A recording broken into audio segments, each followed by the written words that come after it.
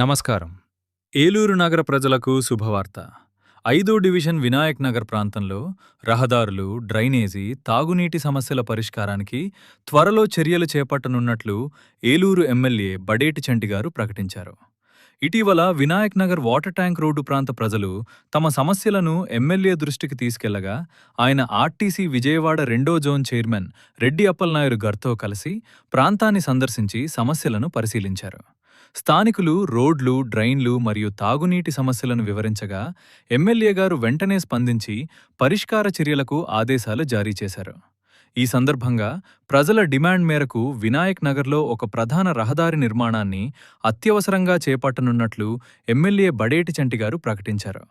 అలాగే డ్రైనేజీ సమస్యల పరిష్కారానికి కూడా ప్రత్యేక చర్యలు తీసుకుంటామని హామీ ఇచ్చారు. అంతేకాకుండా ఏలూరు నగరంలో విలీనమైన గగ్రామాల అభివృద్ధికి కోట్లాది రూపాయల నిధులు ఖర్చు చేస్తున్నామని తెలిపారు.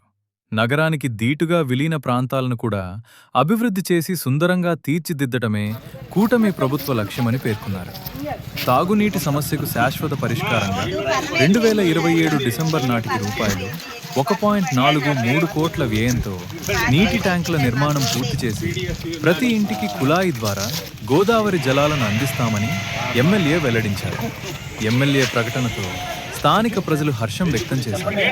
ఈ కార్యక్రమంలో టీడీపీ 5వ డివిజన్ ఇన్ఛార్జి దాసరి ఆంజనేయులు, కూటమి నాయకులు పూజారి నిరంజన్, మాకాల రమేష్, రెడ్డి ఈశ్వరరావు, చిన్ని అర్జున్, రెడ్డి గౌరీశంకర్, వేముల బాలు, బుద్ధా నాగేశ్వరరావు తదితరులు పాల్గొన్నారు.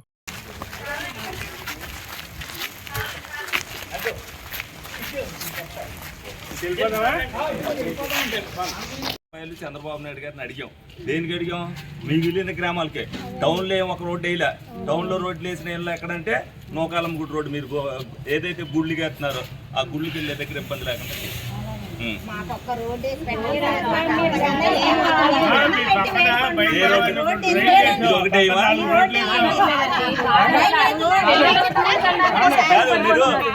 మీరు ఫస్ట్ ప్రయారిటీ ఒక రోడ్డు ఏదో పెట్టుకోండి. ఓకే,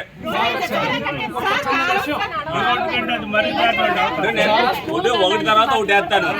మేము ప్రయారిటీగా 5 రోడ్లు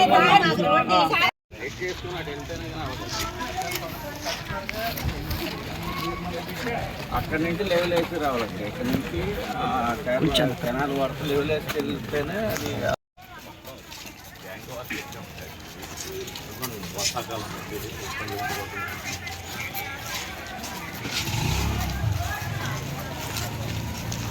మాట్లాడుతున్నాను.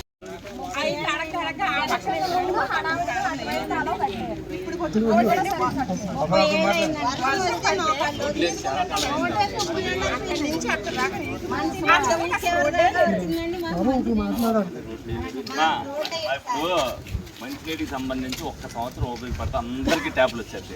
అందరికి గోదావరి నీళ్ళే. మీకు ఇబ్బంది ఏం లేదు. పానింగ్లో కడుతున్నారు, 4 ట్యాంకులు కడతారు. వెంకటాపురం పంచాయతీకి కలిపి ఒక ట్యాంక్ కడుతున్నారు. మీ అసలు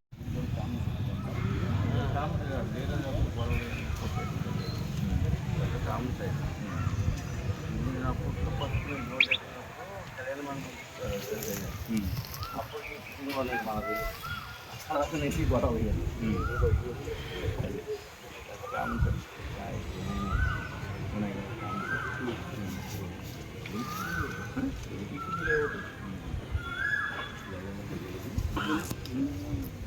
కాదు.